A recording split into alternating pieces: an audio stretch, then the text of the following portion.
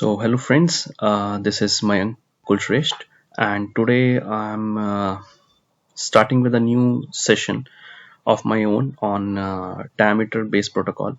So everybody of you must have heard about this protocol, but even then I have seen that many people from the telecom background, maybe they're aware about this protocol, but they want a more deeper knowledge in this protocol, how it works, what are the applications on which this protocol is being used. So let's start with this first session, and just as this is just a start, so I will try to cover it a little bit slowly. And I have decided to create videos in bits of pieces. Okay, so let's start with the introduction. So diameter based protocol is basically a AAA based protocol. Okay, so AAA stands for the accounting, authorization, and authentication. So basically, in sequence, if I say it is uh, authentication, authorization, and accounting. So authentication, what does it mean? Okay, let me take you to the slide. Actually, this is the slide where I have provided the description of the diameter. So it is a AAA based application protocol, and as I say, application protocol, which means that in the OSI model, it sits at the top layer, which is the application layer. So it has no relation with the physical layer. There are other protocols which are supporting diameter based protocols on the network layer. Okay, sorry, in the transport layer. Okay, so let's start again with the first slide. So basically, as you all know that nowadays we are living I mean, in a place where everything is standardized. If you talk about LAN cable, so its structure is standardized. Okay, who standardize it? There are authorities like IEEE. Okay, these are the governing bodies which are responsible to standardize the things. Similarly, means why we do a standardization, so that if in case we have new things in place, and these ports like LAN port or RJ45 connector port, if they are standardized, then it can easily fit in any device. Otherwise, what will happen, we will be vendor lock-in. So that's the reason every base protocol also is standardized by the governing body, and diameter protocol governing body is IETF. It stands for Internet Engineering Task Force. So you might have seen this organization in many places, and you can even search in the Google that what this organization is, what it does, and how many things are there on which they have been giving their standardization. Okay, so let's talk about diameter. For diameter, IETF is the one who is standardizing. Moreover, we for every protocol we have some RFC, request for comments, basically. So this is the document actually which specify each and every minute detail of this protocol, like what is this protocol, what are the components of it, what it does, what are the messages, and actually all deep dive of that protocol comes in the document. But the document is very huge, and none of us can go through each and every page of this document. But what we does is, whenever we feel anything which is not clear to us, we just go to this document and we search for that thing. So what I try to do in this video is, like, I have tried to search best of the things from the RFC 6733, which is the current RFC of diameter, and I'll try to share it with you guys, so that you can get at least a crisp of it. Okay, so for any comments, for any further doubts, you can comment in my video, and I'll try to sort it out. Okay, so let's come to this slide. So RFC 673 is the latest one, and before this there was RFC 3588 also, and RFC 5719.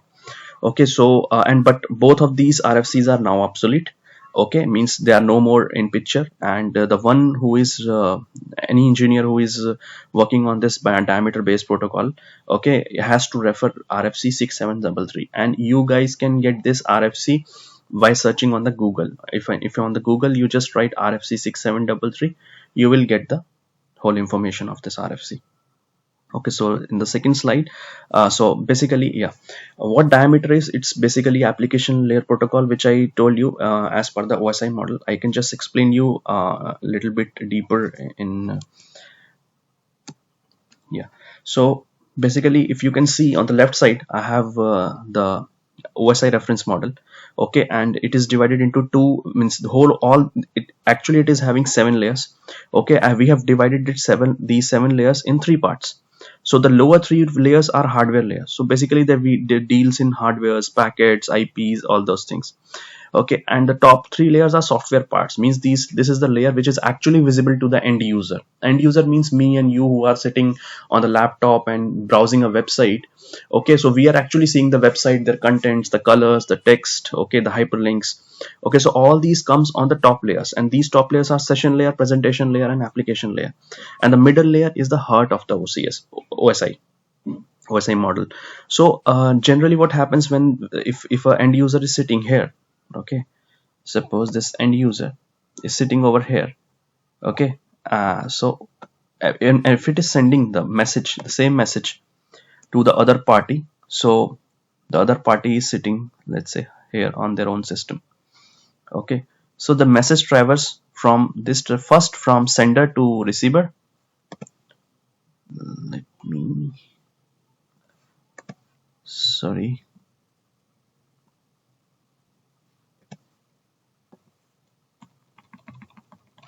Okay, so you can understand, like there is one sender, this one. Okay, it is sending message and starting from application layer towards physical layer. Okay, then this message is transferred from physical layer to the physical layer of the receiver, and receiver is receiving this message in the reverse order. Means if sender is sending from the application layer towards physical layer, then receiver is receiving from physical layer towards application layer. So this is the very basic. I think you guys can get any such OSI reference model videos in YouTube or from Google. You can search for this references, and you can easily understand what OSI reference model is. So this is a very basic layer model which we usually use in networking field, and we correlate all the protocol stack with this layer only. So here also I am correlating the diameter protocol stack with the this OSI reference model. So if I talk about physical layer, it is same.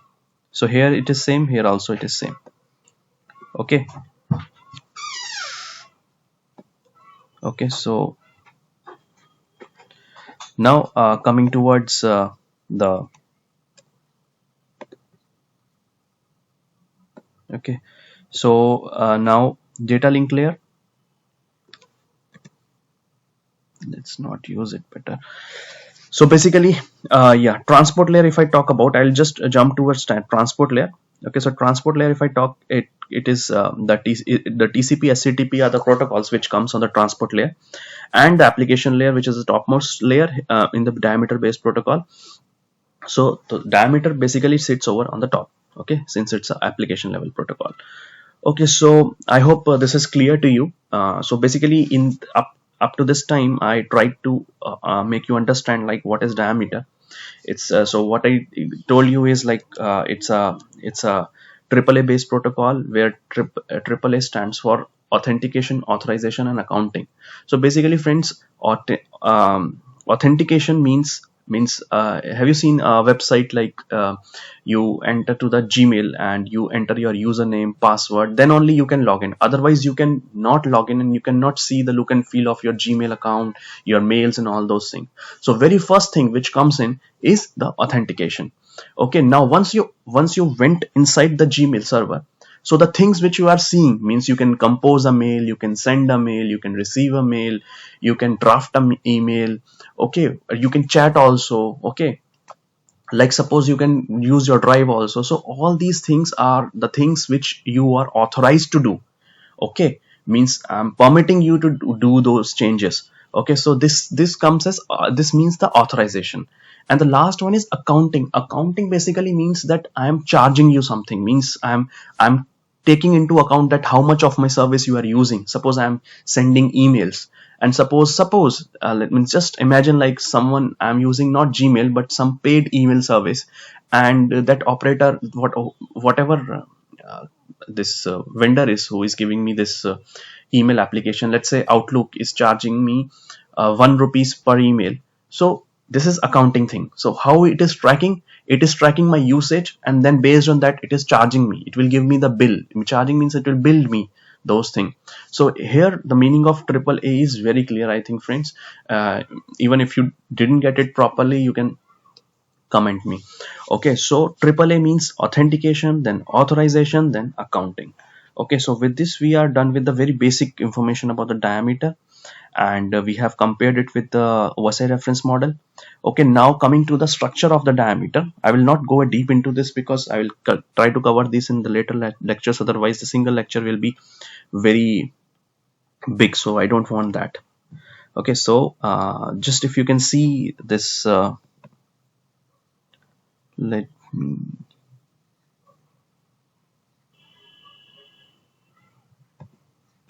okay, so this is the diameter packet structure. So every, even if you see any protocol, it is a SOAP protocol or it is a any other protocol, you will always see the structure of that protocol. So diameter structure is also, if you see here, you will be feeling very complicated, but actually it is not, my friends. You just concentrate on this thing. So first of all, before moving towards diameter packet structure, I will tell you what is actually a packet. So packet, you can